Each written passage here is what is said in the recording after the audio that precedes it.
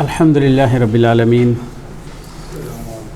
والصلاة والسلام علی سید الرسول و خاتم النبیین وعلی آلہ و اصحابہ اجمعین، اما بعد فاعوذ باللہ من الشیطان الرجیم، بسم اللہ الرحمن الرحیم۔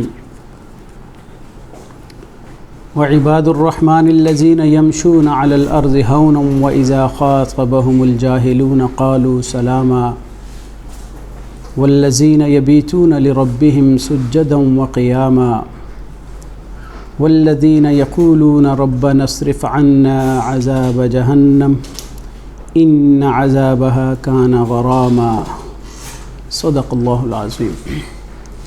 اللهم صل على سيدنا ومولانا محمد وعلى آل سيدنا ومولانا محمد وبارك وسلم وصل عليه۔ سامعین محترم، اللہ رب العزت کا فضل و احسان ہے کہ اس ذات بابرکات نے ہمیں اپنی کتاب ہدایت سے کچھ آیات سمجھنے کے لیے بیٹھنا اور سننا اس کی توفیق عطا فرمائی۔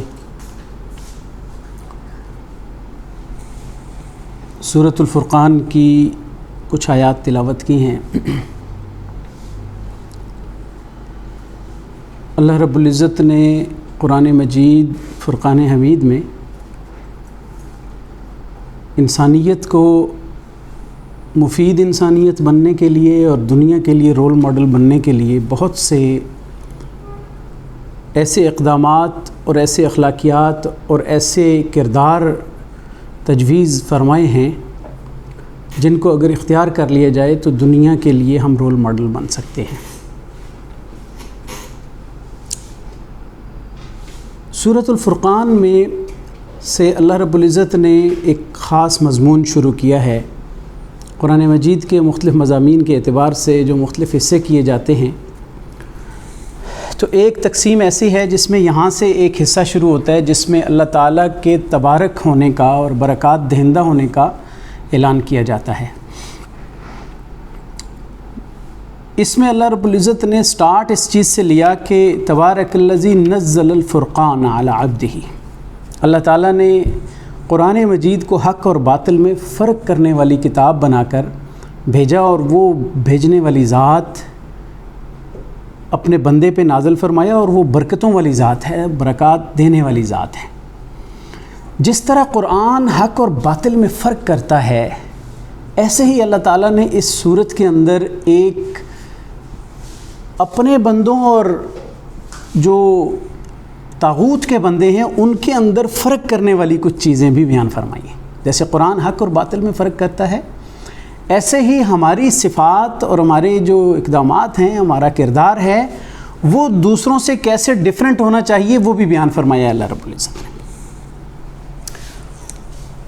اور یہ وہ صفات ہیں جو اختیار اگر کی جائیں تو دنیا کا کوئی بھی معاشرہ جو مختلف اعتبار سے کوشش کر رہے ہوتے ہیں کہ انسانی حقوق بھی پامال نہ ہوں، لوگوں کو ان کے رائٹس مل جائیں، لوگ ایک ایسے پرامن معاشرے کے اندر رہیں کہ ان سے کسی دوسرے کو نقصان نہ ہو، ان کا ایتھیکل بیہیویئر، ان کا مورل ویلیوز ان کے اندر بڑے ہائی لیول کی ہوں، تو یہ رکوع ہمیں ان تمام چیزوں کی طرف رہنمائی کرتا ہے۔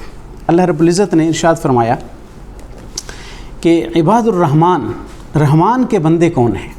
یہ تقریباً 10 صفات بنتی ہیں جو یہاں پہ ذکر کی۔ دیگر کئی صفات قرآن کے دیگر مقامات پر اور بھی تفصیل سے بیان ہیں۔ فرمایا کہ رحمان کے بندے کون ہیں؟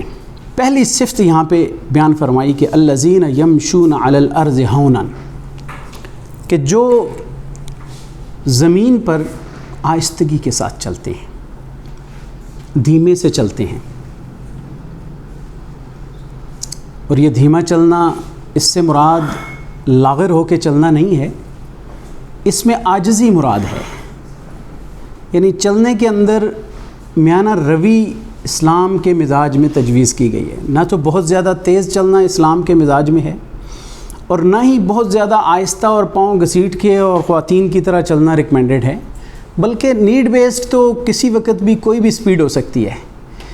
چلنے میں ایک تو واک شامل ہے اور دوسرا یہ پورے بیہیویئر کے اوپر اس چیز کا اطلاق ہو سکتا ہے کہ کس انداز سے چلنا ہے کہ زندگی میں تکبر اور غرور کا شائبہ تک بھی نہ آنے پائے. یہ ہے انسان کے چلنے میں بھی میانہ روی اور اس کے اوورآل پورا جو طرز عمل ہے، اس کی چال ڈھال ہے، اس کے اندر میانہ روی اور عاجزی ہونی چاہیے، کیونکہ تکبر اللہ تعالیٰ کو کسی صورت میں پسند نہیں ہے. تکبر اللہ نے فرمایا کہ میری چادر ہے، وہ اللہ ہی کو روا ہے. تکبر کسی انسان کے لیے جائز نہیں ہے. اللہ نے جگہ جگہ قرآن مجید میں اس کا رد فرمایا اور اس کو جو ہے وہ لوگوں کو اس سے باز رہنے کی تلقین فرمائی. اور دوسری صفت ان کی بیان فرمائی کہ وَإِذَا خَاطَبَهُمُ الْجَاهِلُونَ قَالُوا سَلَامًا. زندگی میں انسان کو مختلف افراد سے واسطہ پڑ سکتا ہے. ہر طرح کا بندہ ہوتا ہے، کوئی بڑا پولائٹلی جواب دے گا تو کوئی آگے سے لڑ بھی پڑتا ہے. کچھ ویسے ہی جہلاء کا ایک جمع غفیر ہوتا ہے کہیں، اور وہاں پہ واسطہ پڑ جاتا ہے انسان کا، ان سے بات کرنے کا موقع مل جاتا ہے، ان کی مجلس میں بندہ چلا جاتا ہے، کہیں وہاں پہ گزر ہو جاتا ہے. تو فرمایا کہ اللہ کے بندے وہ ہیں جو ان پرابلمز میں اور ان رکاوٹوں میں اور ان آلودہ ماحول کے اندر وہ الجھ نہیں جاتے، بلکہ وَإِذَا خَاطَبَهُمُ الْجَاهِلُونَ قَالُوا سَلَامًا. کبھی ان سے ٹاکرا ہو جائے، گفتگو ہو جائے تو وہ سلام متارکت کر کے گزر جاتے ہیں. اس کو سلام متارکت کہتے ہیں. ہمارے ہاں ادھر یہ جو جھنگ کا علاقہ ہے، پنجاب کا علاقہ ہے، وہاں پہ تو اس آیت کی بڑی اچھی طرح سمجھ آئی. وہاں پہ اگر کوئی تھوڑا سا تنگ کر رہا ہو نا کسی کو، تو دوسرا بندہ کہتا ہے یار بابا سلام ہے، مطلب جان چھوڑ میری. تو قرآن نے بڑا پیارا انداز دیا کہ بجائے الجھنے کے جاہلوں سے سلام کر کے گزر جاؤ، یعنی وہاں پہ سلامتی کی دعا دے دو اور گزر جاؤ. ان کے ساتھ تعارض نہ کرو، ان کے ساتھ بحث مباحثہ میں نہ الجھو. گویا کہ مروت کی ایک تعلیم دی کہ ایک سمجھدار آدمی، رحمان کا بندہ، وہ بلا وجہ کے بحث مباحثہ کے اندر اپنا وقت ضائع نہیں کرتا، بلکہ وہ وہاں سے اپنا ٹائم بھی بچاتا ہے، اپنی عزت بھی بچاتا ہے اور اپنے دین کو بھی بچا کے آگے نکل جاتا ہے. تیسری صفت بیان فرمائی وَالَّذِينَ يَبِيتُونَ لِرَبِّهِمْ سُجَّدًا وَقِيَامًا، کہ یہ ایمان والے وہ ہوتے ہیں جن کی راتیں، یہ تو دن کے معمولات بتائے کہ لوگوں میں سے گزر جاتا ہے اور اس کی جو ہے نا وہ چال ڈھال اچھی ہوتی ہے، راتیں کیسی گزرتی ہیں. فرمایا کہ وَالَّذِينَ يَبِيتُونَ لِرَبِّهِمْ سُجَّدًا وَقِيَامًا، کہ جو جن کی راتیں بسر ہوتی ہیں سجدوں میں اور قیام میں، یعنی نماز کے اندر اللہ تعالیٰ کے سامنے سر بسجود ہو کر اس کی راتیں بسر ہوتی ہیں، وہ اللہ تعالیٰ کے سامنے گڑ گڑاتا ہے، اپنی عاجزی پیش کرتا ہے، اپنی بندگی کا اظہار کرتا رہتا ہے مختلف انداز کے ساتھ.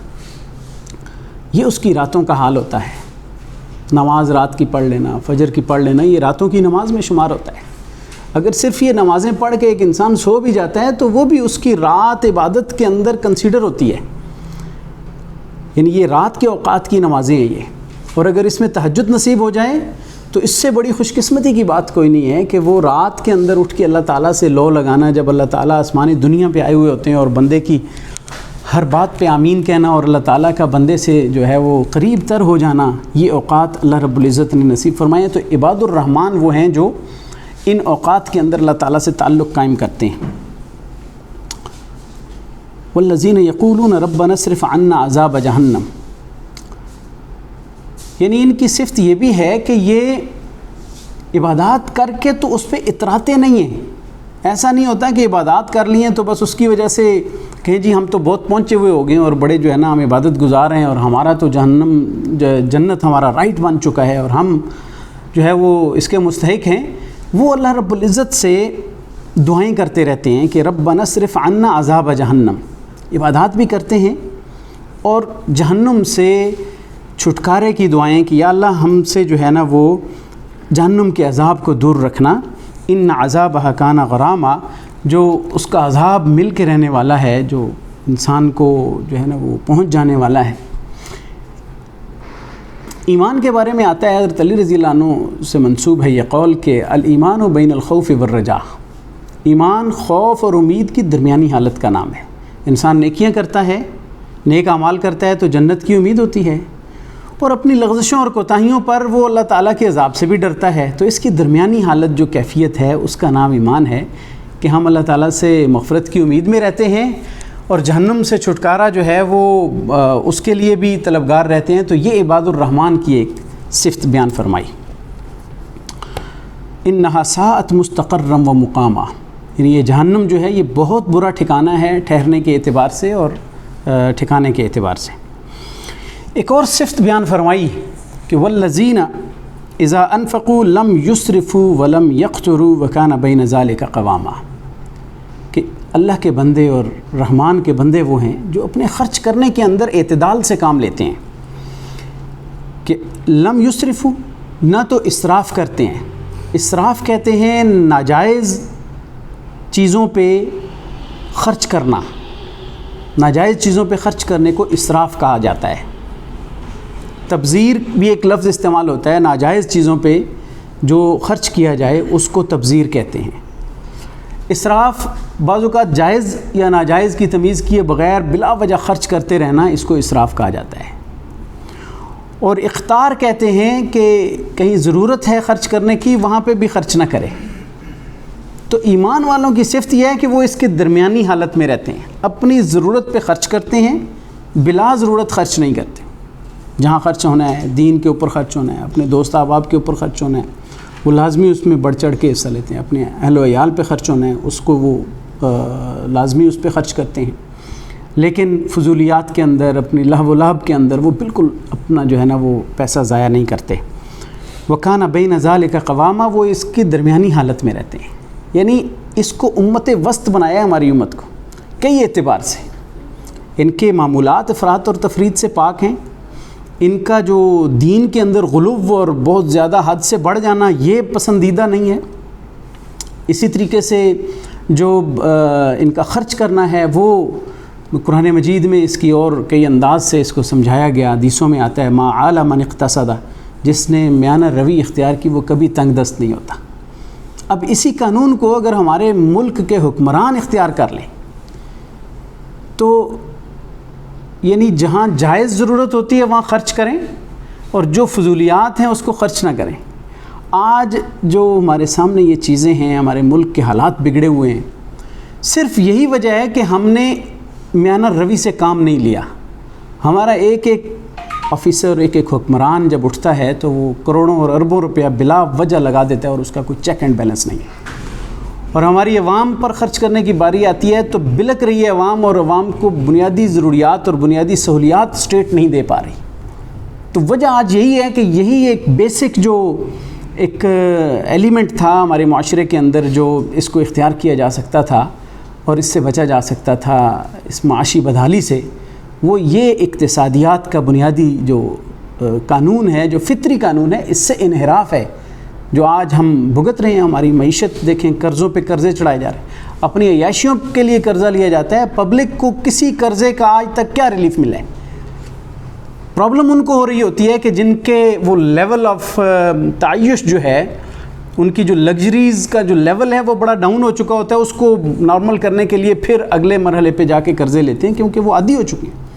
پبلک بلک رہی ہوتی ہے۔ تو یہ قانون اللہ تعالیٰ کا جو ہے یہ انفرادی عباد الرحمن کے لیے بھی ہے، اور اس کے علاوہ یہ اجتماعی طور پہ بھی سب پر لاگو ہوتا ہے۔ اور ایک اور صفت مومن بندوں کی فرمایا کہ والذین لا يدعون مع اللہ الہا آخر، کہ جو اللہ کے علاوہ کسی اور کو معبود بنا کر نہیں پکارتے، کسی اور کو نہیں پکارتے۔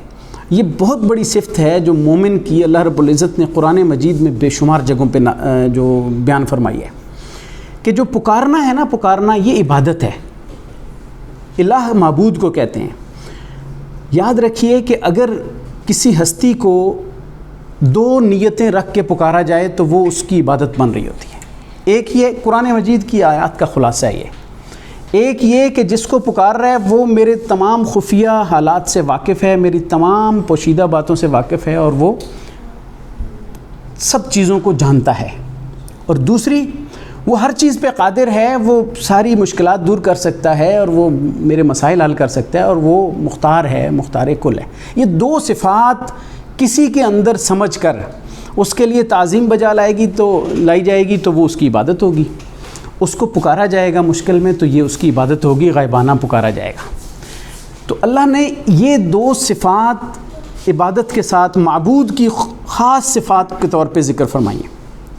تو اگر کوئی کسی ہستی کو پکارتا ہے، وہ اس کی عبادت کر رہا ہے، اگر یہ دو کانسیپٹ اس کے اندر موجود ہیں، اگر غائبانہ پکاریں سننے کے لائق سمجھتا ہے کسی کو، یا پھر مشکلات دور کرنے پہ قادر سمجھتا ہے اور پھر وہ اس کو پکار رہا ہے، تو اس سے منع فرمایا کہ لا يدعون مع اللہ الہا آخر۔ الہ کا لفظ بھی ساتھ اس لیے ذکر کیا کہ وہ عبادت کے طور پہ اگر اس کو بلاتا ہے تو فرمایا کہ ایسا وہ کام نہیں کرتا۔ یہ عباد الرحمن کی صفت ہے۔ اور فرمایا کہ ولا يقتلون النفس التي حرم اللہ الا بالحق۔ ایک اور صفت یہ بیان فرمائی کہ وہ کسی نفس کو قتل نہیں کرتے سوائے حق کے، ناحق قتل نہیں کرتے۔ حق قتل کیا ہے؟ وہ بھی اسٹیٹ کی ذمہ داری ہے۔ حق قتل یہ ہے قتل کے بدلے قتل کی ذمہ داری ہے، یہ اسٹیٹ کی ذمہ داری ہے۔ یا شریعت کے اندر جو شادی شدہ شخص اگر زنا کرتا ہے تو اس کے لیے رجم کی سزائے موت ہے، یہ بھی اسٹیٹ کی ذمہ داری ہے۔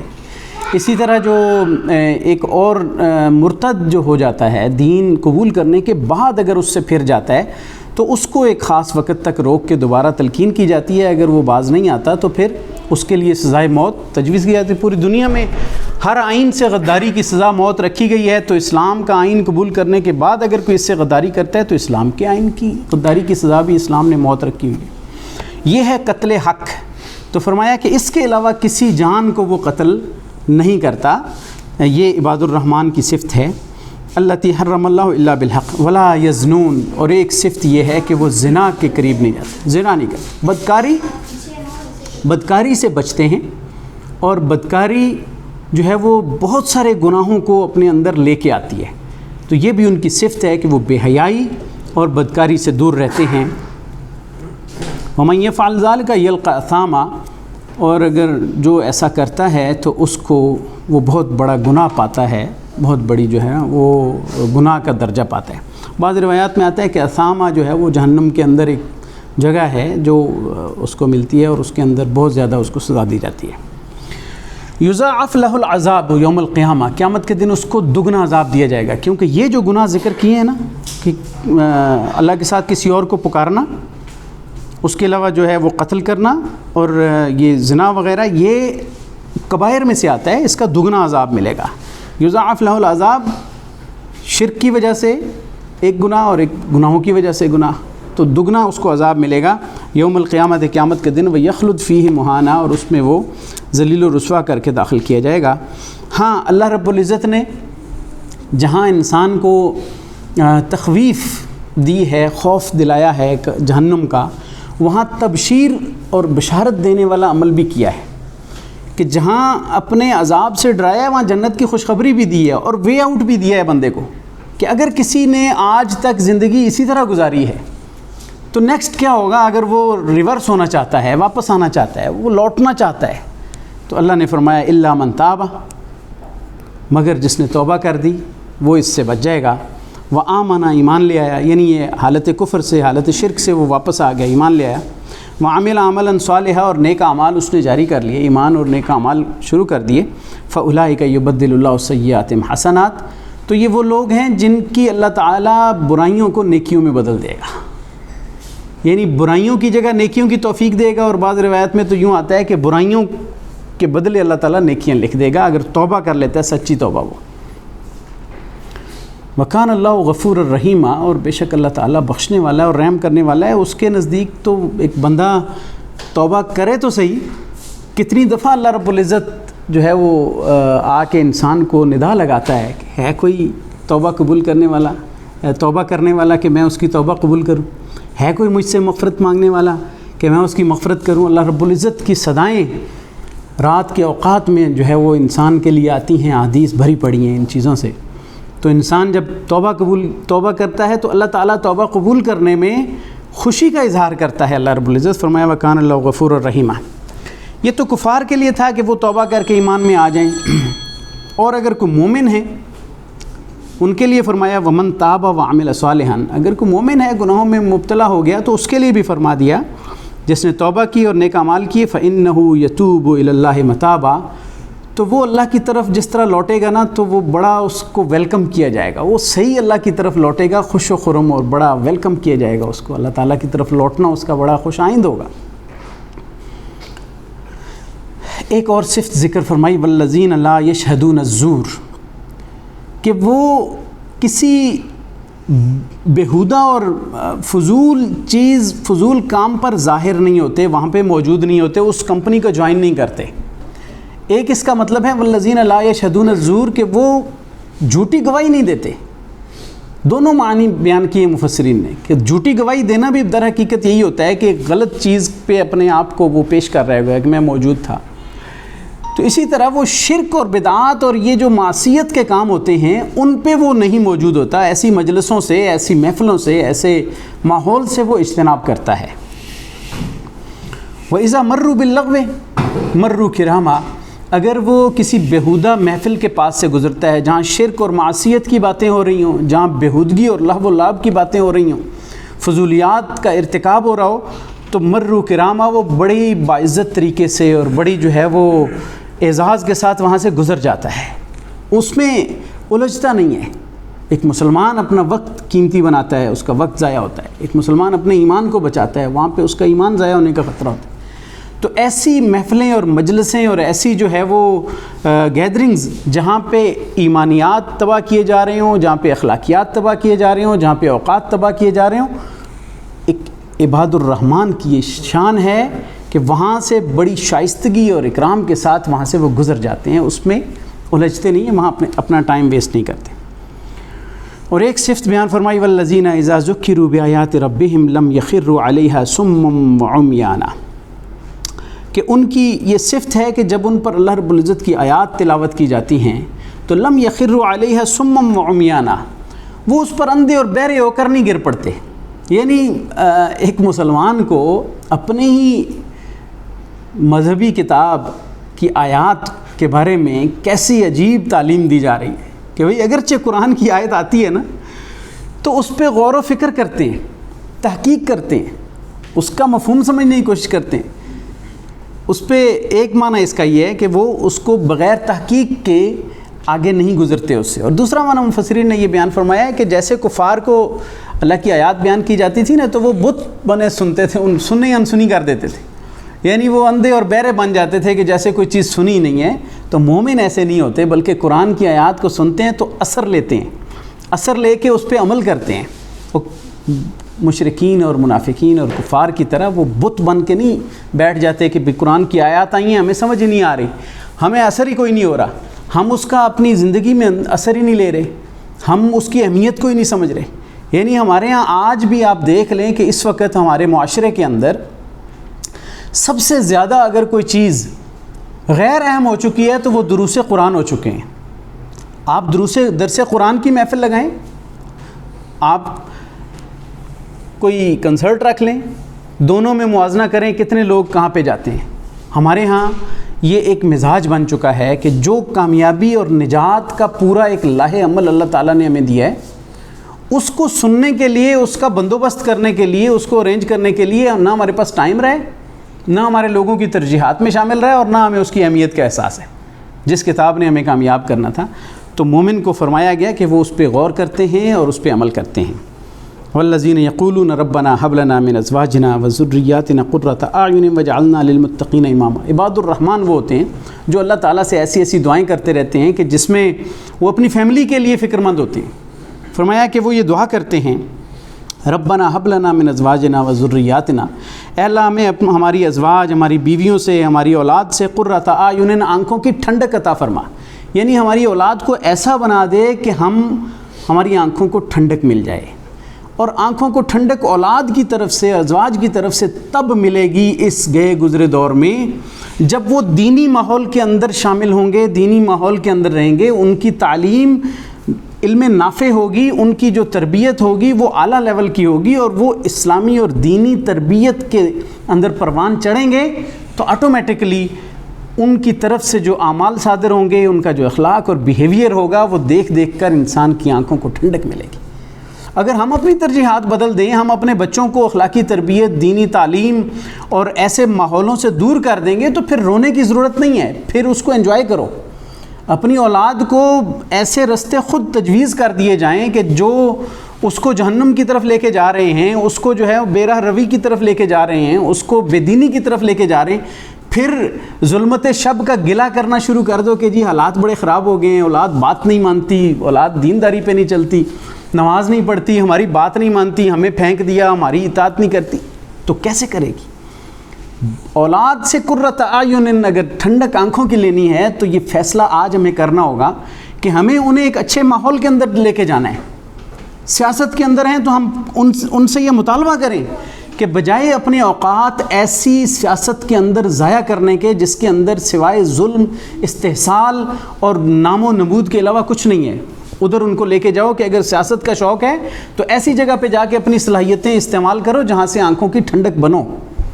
اگر دینی طور پہ آپ نے کام کرنا ہے تو اپنے آپ کو قرآن و سنت کے ساتھ جوڑو، بجائے اس کے کہ کوئی شرک اور بدعات اور لہو و لعب کے انداز میں دینی لبادہ اوڑھ کے جو کام کرنے والے ہوتے ہیں ان کے اندر جانے کی بجائے قرآن و سنت کے ساتھ اپنا تعلق جوڑو۔ کسی بھی نظام کے ساتھ اگر جوڑیں گے، ہم اس کی لائن درست کریں گے تو پھر وہ آنکھوں کی ٹھنڈک بنے گا۔ تو یہ دعا مانگتے رہتے ہیں کہ ہمیں ہماری اولادوں کو اور ہماری ازواج کو ہماری آنکھوں کی ٹھنڈک بنا، وجعلنا للمتقین اماما۔ کتنی پیاری دعا اللہ رب العزت نے فرمایا کہ عباد الرحمن کرتے ہیں کہ ہمیں لوگوں کے لیے اقتداء کرنے والا بنا دے، امام بنا دے۔ ہم اتنا اچھا بیہیویئر لے کے چلیں، خود اپنے بارے میں فرمایا کہ ہم اتنا اچھا بیہیویئر لے کے چلیں، ہم اتنا اچھا کریکٹر لے کے چلیں، ہم اتنا اچھا پیغام اور اتنی اچھی دعوت لے کر چلیں کہ لوگ ہمیں فالو کریں، ہمیں متقین کا امام بنا دے۔ جو اچھے لوگ متقی اور صالح لوگ ہیں ان کا ہمیں لیڈر بنا دے، ہمیں امام بنا دے۔ کتنی پیاری دعا ہے۔ آج اگر ہم اس چیز کو ملحوظ رکھیں کہ امام بننا کون ہے، متقین کا امام کون ہو سکتا ہے؟ جو متقین سے بھی بہتر متقی ہوگا نا۔ آج ہم صالح معاشرہ قائم کرنا یا صالح معاشرہ کو آگے لے کے چلنے کی ہماری کاوشیں اور کوششیں کس قدر ہو رہی ہیں؟ ہم یہ اگر دعا مانگیں تو ہمیں لازمی بات ہے کہ اس لیول پہ اپنے آپ کو فائز کرنا ہوگا کہ ہم متقین کا امام بننے کی دعا کریں، ہم ایسا بیہیویئر اختیار کریں، ہماری ایسی قائدانہ صلاحیتیں ہوں ہمارے اندر، ہم اس انداز سے قوم کو لیڈ کریں کہ بڑے بڑے متقی لوگ ہمارے پیچھے چلنے کے لیے تیار ہوں۔ تو یہ صفات ہمیں بڑے لیول کے لیے، بڑے لیول کے لیڈر تیار کرنے والی دعائیں جو ہے نا اللہ رب العزت نے یہاں پہ ارشاد فرمائی۔ یہاں پہ آ کے اس کی خبر آتی ہے۔ عباد الرحمن مبتدا ہے، ناؤن ہے، پریڈیکیٹ کیا ہے اس کی؟ خبر یہاں سے آ کے بیان ہو رہی ہے۔ وعباد الرحمن آگے فرمایا اولئک یجزون الغرفۃ۔ یہ درمیان میں ساری عباد الرحمن کی صفات کا تذکرہ تھا، 10 صفات ذکر کر کے فرمایا اللہ رب العزت نے اولئک یجزون الغرفۃ۔ یہ ایسے ایمان والے ہیں کہ انہیں جنت کے بالا خانے ملیں گے، بڑے اچھے اچھے کمرے ملیں گے۔ یعنی ریوارڈ ذکر کیا ہے، کسی ایک کمرے کا ذکر کرنا مقصود نہیں ہے۔ یعنی کہتے ہیں نا کہ فلاں بندہ یہ کام کرے گا، یار وہ تو بالکل سکسیس حاصل ہوگی، اس کو کامیاب ہو گیا، اب آگے اس کو کتنے پروٹوکول ملیں گے اس سے بحث نہیں ہے، پروٹوکول ہی پروٹوکول ہیں۔ یہ کامیابی کا ایک سفر تھا، کامیابی کا ایک پروگرام تھا، کامیابی کا ایک پیغام تھا۔ اس پیغام اور اس پروگرام کو لے کر وہ چلا ہے تو وہ ایٹ دا اینڈ کامیاب ہو گیا۔ اب کامیاب ہوا تو اس کو آگے پروٹوکول ملیں گے، اس کو اللہ تعالیٰ کی طرف سے اعزاز و اکرام، اولئک یجزون الغرفۃ، انہیں بڑے بڑے بالا خانے ملیں گے، بما صبروا، کیوں کہ انہوں نے صبر کیا۔ صبر کس چیز کا نام ہے؟ صرف کسی تکلیف کے آ جانے پر خاموش رہنا صبر نہیں ہے۔ اذان ہوئی، نفس نے کہا کہ پڑے رہو بستر میں، ٹھنڈا ٹھنڈا باہر ماحول ہے، کیا ضرورت ہے؟ لیکن اس ٹھنڈے ماحول کو کراس کیا، اپنے نفس کو آمادہ کیا کہ نہیں، نماز فرض ہے، میری یہ راحت عارضی ہے، میں نے اٹھنا ہے، میں نے نماز پڑھنی ہے۔ دین کے تقاضوں پہ کوئی بات آئی، نفس نے کہا کہ نہیں ریلیکس ہو جاؤ، اپنی بس باقی معاملات نپٹا لو، دین کی چیزیں تو ہوتی رہیں گی۔ لیکن جب انسان کو اندر اس کی آواز آئی کہ نہیں، اپنے معاملات بعد میں دیکھیں گے، پہلے دین کے تقاضوں پہ ہمیں عمل کرنے کے لیے نکلنا ہے تو اس نے گویا اپنے نفس کو اپنی خواہش کے اپوزٹ چلایا. یہ صبر ہے. یہ ساری باتیں صبر پر مبنی ہیں. ایک آدمی بیرا روی سے بچتا ہے. ہر آدمی کی خواہش ہوتی ہے کہ وہ بس تھوڑا سا جو ہے نا وہ ریلیکس, ہم کہتے ہیں چل کر رہا ہے جی فلاں بندہ بڑا ریلیکس کر رہا ہے. بھئی نہیں, وہ اپنی خواہش کے دھارے پہ بہتا ہوا جا رہا ہے. اس نے غلط اور صحیح کی پہچان نہیں کی. پوری زندگی گناہوں سے اپنے آپ کو بچا کے چلانا صبر ہے. اور اس صبر پہ اللہ رب العزت نے فرمایا کہ میں اسے کامیابی دوں گا. اولئک یجزون الغرفۃ بما صبر, وہ اس وجہ سے کہ انہوں نے صبر کیا. وَيُلَقَّوْنَ فِيهَا تَحِيَّةً وَسَلَامًا, فرشتے ملاقات کے لیے آئیں گے وہاں پہ. تحیۃً وسلامًا, سلام دعا کرتے ہوئے ان کو پروٹوکول ملے گا. ان کو آگے ویلکم کرتے ہوئے فرشتے آئیں گے اور ملاقاتیں کریں گے ان سے. یعنی یہ ایک ایسا منظر اللہ رب العزت نے پیش فرمایا ہے کہ انسان جب اللہ تعالیٰ کی مان لیتا ہے اور وہ اپنی زندگی کو اللہ کے خواہشات کے, اللہ کے احکام کے تابع کر کے چلاتا ہے, تو اس کے بعد پھر یہ کوئی معمولی چیز نہیں ہوتی. اللہ کے آگے بہت بڑا اس کے لیے مقام, مرتبہ اور پروٹوکول تیار ہے. اس کو اللہ تعالیٰ اس کے اس عمل کو ضائع نہیں کرتا. خالدین فیہا, یعنی اس جنت میں جب وہ جائیں گے تو یہ نہیں ہے کہ کوئی عارضی ہے, چند دن کے لیے ملا, پروٹوکول بند ہو گیا. ہمارے یہاں کسی کو بڑا اچھا پیکیج ملتا ہے, 2 دن کا سٹے ہے جی ہوٹل میں, بس اس کے بعد نکلو جی یہاں سے. نو, اللہ تعالیٰ کی طرف سے جب یہ پروٹوکول, یہ مقام, مرتبہ اور اعزاز اور اکرام ملتا ہے تو فرمایا خالدین فیہا, اس میں ہمیشہ رہے گا. حسنت مستقرم و مقامہ, یعنی پیچھے ذکر ہوا تھا کہ جہنم سے یا اللہ بچا لے. جہنم کے بارے میں فرمایا ساعت مستقرم و مقامہ, وہ بہت برا ٹھکانہ ہے اور ٹھہرنے کے اعتبار سے اور مقام کے اعتبار سے. یہاں فرمایا کہ وہ جنت میں جائے گا اور جنت کے اندر اس کو بہترین ٹھکانہ ملے گا, بہترین ٹھہرنے کی جگہ اور مقام کی جگہ ہے. آخر میں ارشاد فرما دیا اس رکوع کے اندر اور سورۃ الفرقان کے آخری آیت کے طور پہ کہ قل ما یأبأ بکم ربی لولا دعاؤکم, اگر تم اپنے رب کو نہیں پکارو گے تو اللہ تعالیٰ کو بھی تمہاری کوئی پرواہ نہیں ہے. انسان اپنے رب کو پکارتا رہے, اللہ تعالیٰ کی جو ہے وہ یاد کرتا رہے, اللہ سے اپنے لیے دعائیں مانگتا رہے. فقد کذبتم فسوف یکون لزاما, مشرکین مکہ تکذیب کرتے تھے آپ صلی اللہ علیہ وسلم کی اور دین اسلام کی, تو اللہ رب العزت نے آخر میں فرما دیا کہ تم جھٹلاتے ہو, تم جھٹلا چکے ہو, تو عنقریب تمہیں اس کا جو ہے نا مٹ بھیڑ ہوگی اس کی تکذیب کے انجام کی. پھر اس کے کچھ عرصہ کے بعد جب غزوہ بدر ہوا تو اس کے اندر اللہ رب العزت نے یہ مٹ بھیڑ کا جو ہے نا وہ انجام انہیں دکھا دیا کہ ان کو اللہ تعالیٰ نے شکست فاش دی. فرشتوں کی مدد نازل فرمائی مسلمانوں پہ اور نصرت اور مدد کے ساتھ غزوہ بدر میں فتح عطا فرمائی. تو بہرحال یہ چند صفات تھیں جو بیان کی آپ کے سامنے سورۃ الفرقان کے اندر سے. اگر ان صفات کو ہم اپنی زندگی کے اندر لے آئیں, اگر ہم ان کو اڈاپٹ کر لیں, تو میرے خیال میں دنیا کے اندر جتنی بھی کوئی اعلیٰ لیول کی سوسائٹیز کے لیے کوئی سوچ سکتا ہے, وہ صفات اور وہ جو خوبیاں ہیں اللہ رب العزت نے ہمیں ریکمینڈ کر دی ہیں. اب ہمارے پہ بات چھوڑ دی گئی ہے کہ ہم ان اعلیٰ صفات کو کس قدر اختیار کرتے ہیں, اپنی زندگی کا حصہ کیسے بناتے ہیں اور ان سے کس طرح فائدہ اٹھاتے ہیں.